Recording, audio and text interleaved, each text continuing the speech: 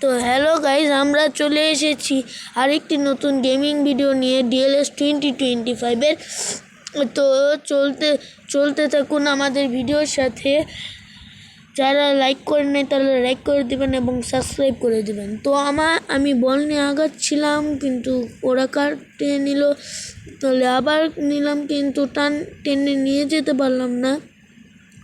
ওরা চলতে থাকলো, নিয়ে যেতে যাচ্ছে আমার গোলকে এসে ধরে ফেলেছে।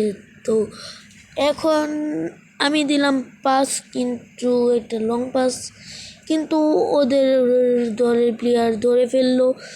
তো এখন আমি কাটানোর চেষ্টা করছি। তো ও হলুদ কার্ড মেরে দিয়েছে, ফ্রি কিক হয়ে গেল। তো দেখি, চলেন তাহলে। ওরা আবার বল নিয়েছে, পাস দিতে গিয়ে আমি ভুল পাস তো চলেন ভাই, আমি আবার খালি মাঠে টেনে নিয়ে যাচ্ছিলাম। ওরা ভাই গোলকে বল ধরে ফেললো এবং কর্নার কিক হয়ে গেল। তো আমি এখন বলের কাছে আমার প্লেয়ার নিয়ে আসলাম। তো ও দিচ্ছে এখন পাসটা বলেও এই যে কি সুন্দর একটি গোল দিয়ে দিয়েছি।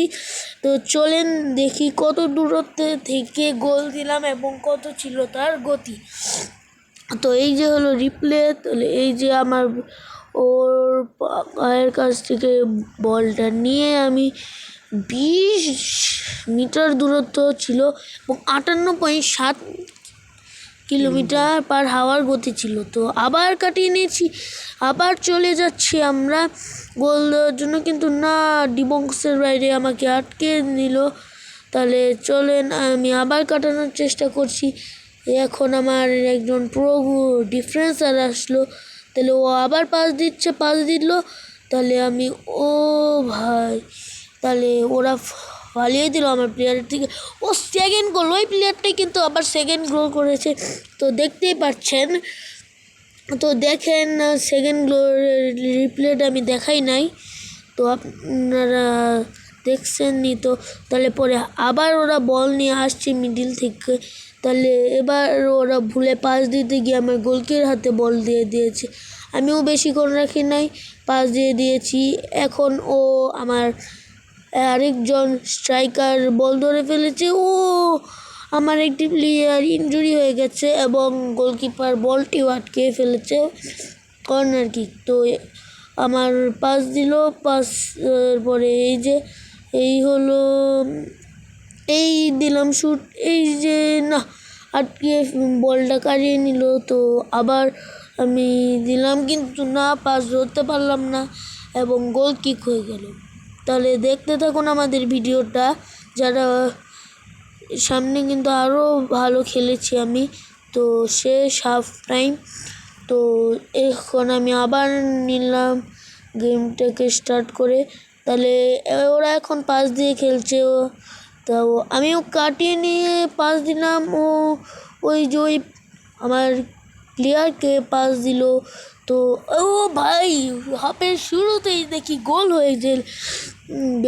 তো দেখতে থাকুন আমার ভিডিওটা। আমি তাহলে আমার এবার রিপ্লেটা দেখাইছি। তো আবার আমি কাটাতে চেষ্টা করছি, না, ওরা পাস দিয়ে দিয়েছে।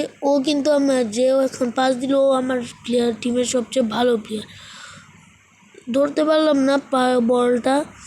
তো দেখি ওই আমার একজন ভালো ডিফেন্সার আসছে। তো হলো মিডফিল্ডার, কিন্তু ডিফেন্স ভালো দিয়েছে। তাহলে আরেকজন ডিফেন্সার এসে বলটা